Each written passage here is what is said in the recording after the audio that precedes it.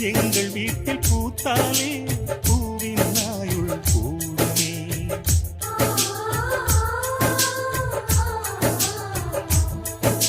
இரண்டு கண்கள் என்றாலும் பார்வை என்றும் ஒன்றுதான்.